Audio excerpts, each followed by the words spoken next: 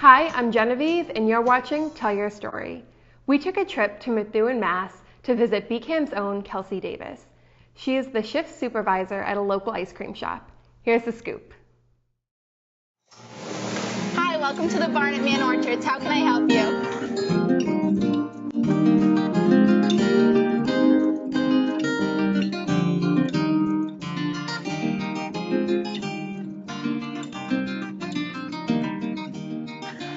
My name is Matt Fischeld. I'm the owner of the barn at Man Orchards in Methuen. I have been involved in the ice cream business since the opening of the barn last year.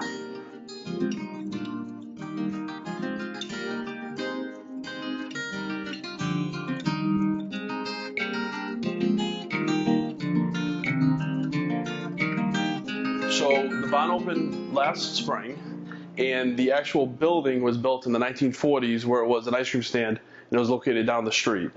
So there's a little bit of history with that. My great-grandfather actually built the barn for another gentleman back in 1943. And we only found that out after we acquired the building.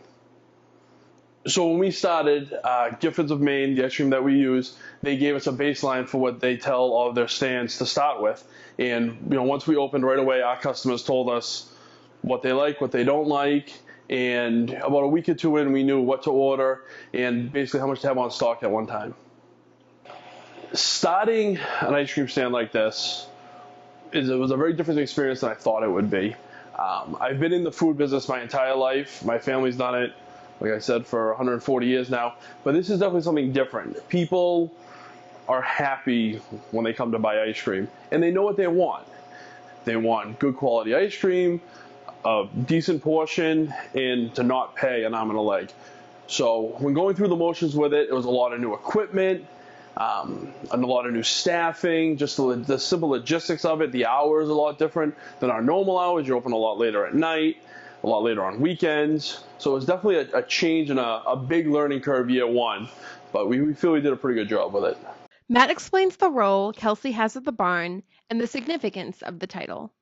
When starting the barn, Kelsey was my first hire, and her experience in scooping for 4 or 5 years before this has definitely helped not only the employees but myself in learning the business. I've been working in the ice cream business since I could work. I've been working at different ice cream shops, but when Matt told me that he was opening this one, I was definitely up and ready to help. So the term that we use is basically whatever they adapt to. So some people call it shift supervisors, some people call it shift leaders. Just every shift there's someone that's in charge of just making sure there's whipped cream in the canister, the hot fudge is filled, the soft serve is filled. So you kind of just have that one person that, beyond keeping an eye on their window, they're watching everything else as well. I think that, we've had people that weren't hired as shift supervisors have to fill in on schedules and on shifts, and you definitely can see a little bit more cognitive activity going on where they're not just standing at a window waiting on the customers. They're really trying to make sure that everything else is flowing and their counterparts and the other people working the place are doing their job as well. So why has the barn become such a success? It's New England. Everyone in New England eats ice cream. It's the home of Friendlies. You have Ben & Jerry's in Vermont. We have Giffords from Maine. Richardson's down the street from us here. So everyone really just has that one place they go to for ice cream. The business Man Orchards has been operating for 140 years, and we've never had that outlet to the people where they can come and have something, sit down, enjoy it. So, when we looked around, we thought people want ice cream. They always ask for it. And we had a chance. We had the ability to get the building. The building has some history to it. So everything just fit. All the pieces fit in place. My go-to would be peanut butter pie. Anything with peanut butter, and that is just absolutely packed with it. My favorite flavor is definitely Campfire S'mores. It's a graham cracker-based ice cream with chocolate chips and marshmallow. And my favorite topping on that would be our chocolate jimmies. Surprisingly, the most popular flavor is vanilla. And that shocked me because we do have many flavors with many different mix-ins and some odd flavors, but vanilla by far. Kelsey and Matt discuss their favorite parts about working at the barn. Part of working at the barn is building a community, and we have a great community here. And, the owners are always looking to give back. So the last day we kind of have like half tubs full of ice cream and things like that. And so instead of, selling it all, we do a little fundraiser with the Veterans House in Haverhill, where people come and they donate whatever they can. So if they have $1 or if they have $20, they donate, and all the proceeds go to the Veterans House in Haverhill. I think the most rewarding part of the job here at the barn is that it's something myself and my brother were able to start ourselves. We were born into a family business, and there's a lot of positives and then a couple of shortfalls that come with that. One of them being that it's not something you started or created. So for us, this was a great opportunity to create something from the ground up.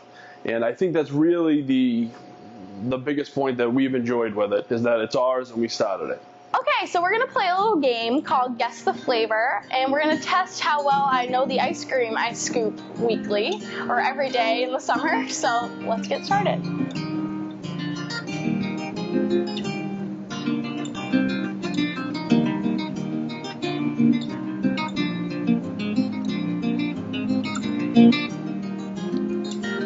Vanilla.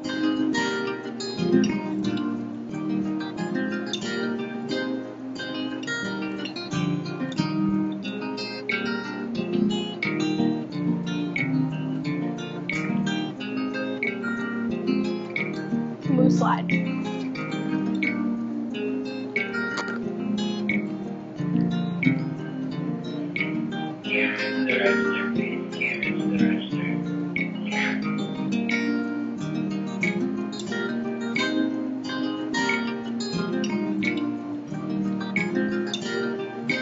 Peanut butter pie.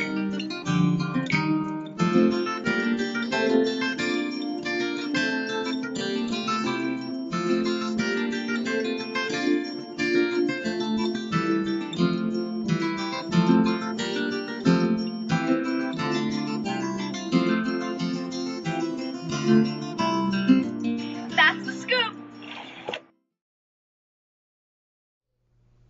A local Irish dancer competed in the 2017 World Irish Dancing Championship. We joined him at the studio to hear about his experience in Dublin.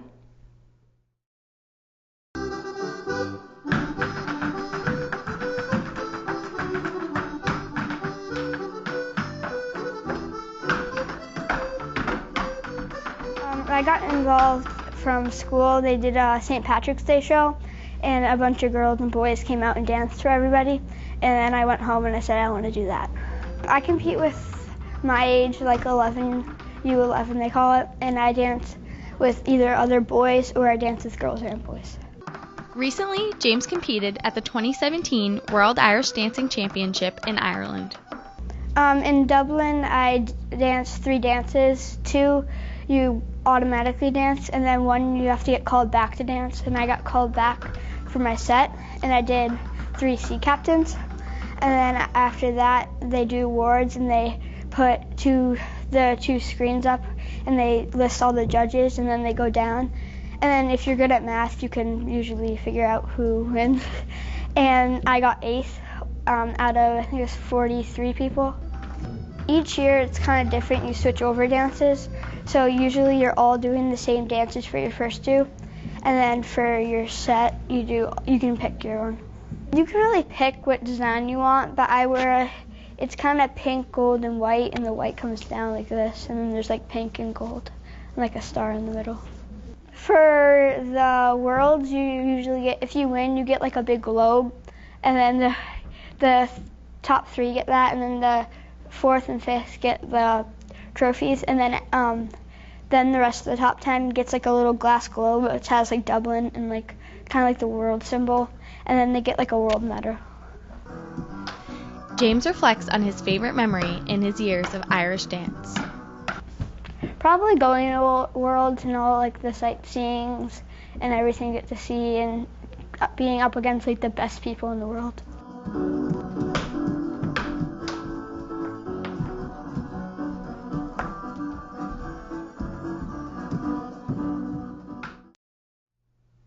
Hidden in Plain Sight is a program designed to raise awareness about the possibility of risky behavior among youth. Kelsey explored a staged teenager's bedroom to see if she could find places where kids may hide things. Here's a recap of her experience. The bedroom looks like the average teenage bedroom, filled with books, laundry, and miscellaneous items. However, if you look closely, you'll find that a flashlight isn't just a flashlight, and books are filled with more than just pages. At times, drug paraphernalia was easy to spot, such as the shot glass and the empty can of alcohol. Other times, it was more subtle, such as the spoon and pieces of cotton. A spoon may seem like an everyday item, but many do not realize that this can be a tool for substance use. I learned that a dryer sheet can be used to mask the odor of marijuana. Normally, you wouldn't think twice about using a dryer sheet for anything other than laundry. I was shocked to find drugs at the bottom of a tissue box and alcohol inside a bottle of sunscreen.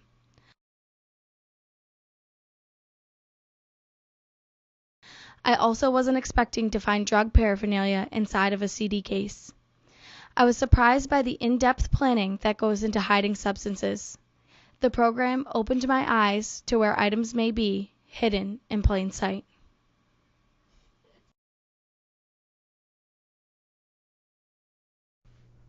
We took a trip to the North Shore and spoke with a businesswoman who followed her dreams by opening her own boutique. I've always had a passion for clothing and jewelry and apparel. I would travel to any place, whether it was in another state, 30, 40 miles away, if I found a boutique that I loved. And I just wanted to have my own boutique and thought that I could do the same thing that these other wonderful women who own boutiques were doing. When I first started, I was selling out of my home because I hadn't had a storefront yet. And I had someone come over, and I hadn't picked a name yet either, but I had someone come over who saw something I had online. And she fell in love with certain things, and she tried on one piece of clothing, and she's like, oh my gosh, I love this. And it kind of just came out. I said, make it yours. And at that moment, I realized I had my name.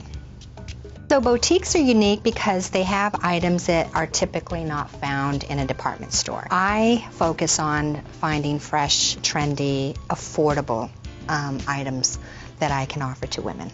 I have an idea of the lines that I wanted to carry because I was always shopping, so I kind of had an idea and just doing a lot of research online and seeing what's trendy. And you know, like I said, I want to make it affordable for everyone, so I try to stay within that as well. It was difficult for me at first because there was so many areas that I loved that I wanted to be at, so I did have to do a lot of research to find out who was in the area, what other boutiques were there, was there parking, what's the traffic like. And I finally settled in Middleton because this was a great area. There were not a lot of other boutiques in the area. And I'm right on Route 114, so it has great visibility for me. And it's just very gratifying to know that women come in and they love what you have and they're very happy with the products, so that makes me feel very good too. Well, being that I was in sales and marketing for 25 years, I had to dress up every day, you know, suits and heels and that sort of thing. But on my off days, I was really into comfort. So when I opened the store, I wanted to make sure that I had a lot of comfortable pieces that women are going to feel comfortable in and want to wear every day. I just love to be able to help women dress and look good and just feel good in what they're wearing. So it's just very satisfying for me to be able to do that and be able to have items that, you know, that we can put together for somebody who's looking for just something unique and comfortable to wear. When I first opened the boutique, a lot of people would ask me, who's your target market? And, well, I knew that they were women, but I didn't know, you know, is it younger girls? Is it older women? What's my market going to be like? So I wasn't quite sure what to bring into the store for that. And I just had to wing it, and I bought a little bit of everything. I have a passion for clothing, so I just brought in what I loved, thinking that, well, I have to go with that because it's what I love, and hopefully other women will like it too. And a lot of people gave advice to me saying, well, you can't just go with what you love. You have to think of your customer. You have to think of others. but I didn't know what that was, so I just ended up bringing in a lot of just what I loved, the pieces that I fell in love with, and it's working. Because when people come in, when women come in, they tell me how much they love my style and the items that I have, so I think I did something right by doing that. And you're not going to see two people wearing the same thing. And I think that's part of having a boutique, is that when you do walk into a boutique, you're going to find pieces that are unique and aren't just, you know, seen everywhere. So you're going to stand out a little bit from the crowd with some of the pieces that we have in here. It's hard for me to turn over a product because I love everything I have and I hate to see it go, you know, but I do know that, you know, you got to change with the seasons, and I try to bring in new things usually once a week. I just welcome everyone that walks in the door. It comes natural to me to just, everyone who walks in the door, I want to make them feel welcomed and comfortable here, and I'm their assistant, you know, I'm working for them, and so any way that I can help them and help them to look good and feel good, that's my goal. I find that I do have conversations, though, with a lot of the women that come in here because the questions that they ask, you know, and they're interested in my business too, so it's really nice when that happens. There are days, you know, where you just wonder if you're doing the right thing. And then you get that one person that walks into your store and loves your stuff and has really positive feedback, and that makes it all worthwhile. Although it is work, it doesn't really feel like it because I love what I do. And when I'm here, the time just goes by way too quickly. And it's fun to be able to have the opportunity to make changes to the store, to freshen things up, give it a new look, and just make it fun and comfortable and inviting, and that's what I want to do.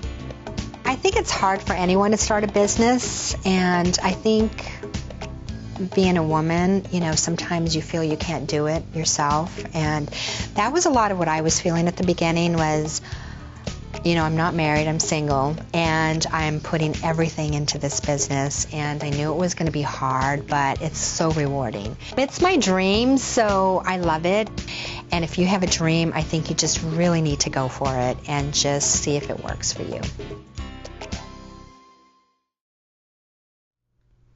Meet the Dohertys, a family gifted in music and dance.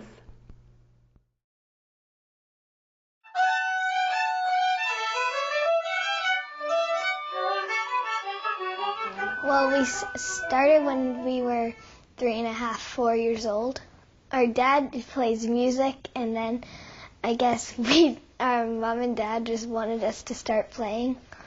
First, we do a lesson by ourselves with Mr. Becker, and then Neil goes with a different group for a group lesson, but me and Bevan were in the same group. We start at book 1, and then I think there's book 10. It's up to book 10, so I'm at book 4.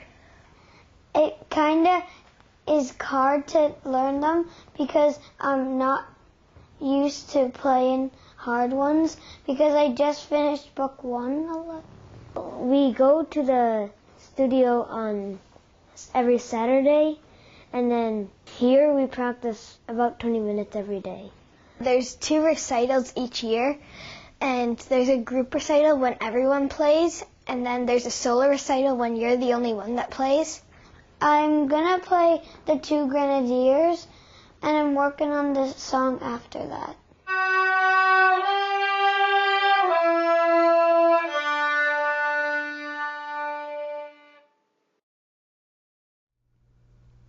This year marked the 10th annual Braintree Beautification Day. Volunteers spent the day cleaning the town and making a positive difference in our community.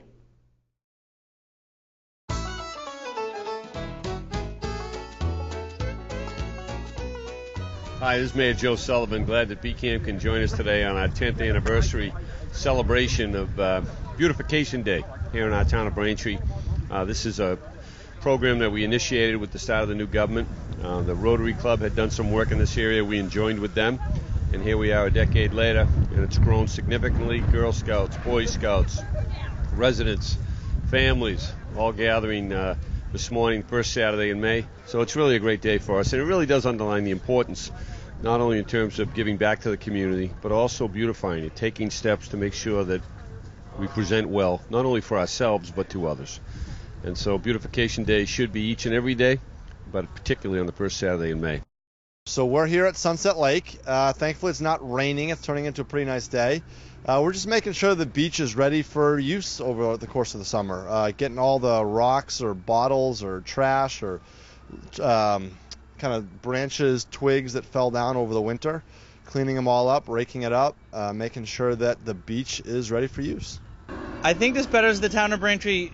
The easy way is that Braintree becomes more beautiful. I came to this beach as a kid, so the less trash, the less weeds, the less things on the beach, the more enjoyable an experience it is. But I think there's another benefit that it helps bring us together. I think we in Braintree like to consider ourselves a small town, a tight-knit community, and the fact that we're all pitching in and helping together helps strengthen those bonds. I'm at the Braintree Council on Elder Affairs. One reason I came out here because I go to the Elder Affairs Department for a number of their activities. So with a way of supporting Elder Affairs Department and the town. It's a very good program to clean up the community and get started in the spring.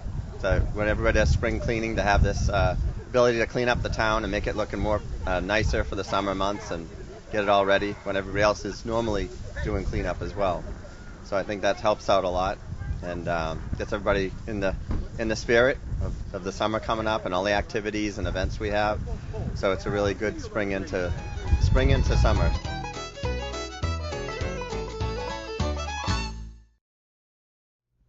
Morrison Elementary School is spreading kindness throughout the Braintree community and proving that you can make a difference at any age.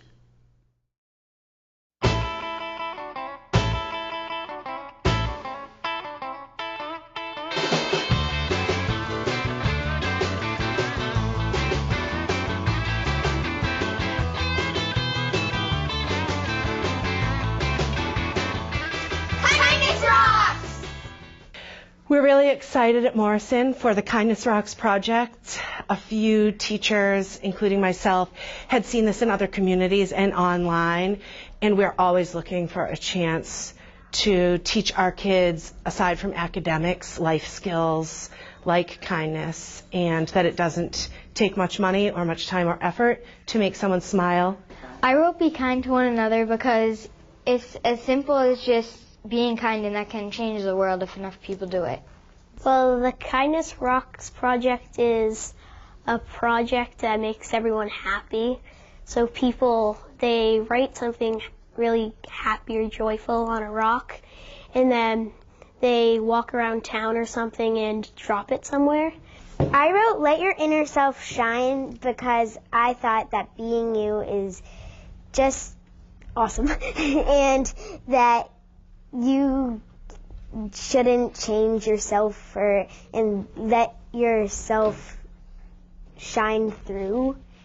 This project is important to people because it really helps and brightens somebody's day. And you just write something on the rock and you set it down anywhere you go, and somebody can pick it up or keep it, and they'll be happy and it'll brighten somebody's day. My rock says, "Why fit in when you were born to stand out?" I wrote that because you always don't have to fit in with other people. You can stand out and show your true personality to people. Well, some people in the world are sometimes people in the world are always sad, and some people in the world are always happy. But everybody has their bad days, and so I think these rocks are for anybody, because even if you're sad, you can get them and it might boost your day. And even if you're happy, you can give it to somebody that you know is sad, and it can make you happy because you know that you're helping out, and it can make them happy. On my rock, it's all white, and I made smile. I wrote smile because sometimes people are sad and they frown. So when you're happy, you smile. I really enjoy that type of thing where being you is awesome and stuff. It just kind of reminded me that being who you are is the best thing you can be. My rock is this rock. It says impossible on it because a lot of people say that things are impossible. So I wrote impossible, I wrote possible, and I crossed out the im part because anything's possible if you just think about it and put your mind to it. it's just fun to do, to spread kindness around your community and to people. We are making some for the firefighters to thank them for all that they do to help our community when there's fires going on. Kindness is easy, kindness is simple, kindness is infectious, and I love seeing it through their eyes and them being excited that they can make a difference as kids.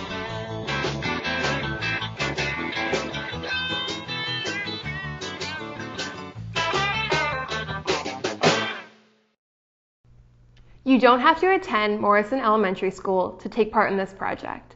Whether you write something nice on a rock, leave a note on a car, or simply give a compliment, you can help spread kindness. If you have a story to tell, contact BCAM TV and you could be featured on the next episode. Until then, I'm Genevieve and this is Tell Your Story.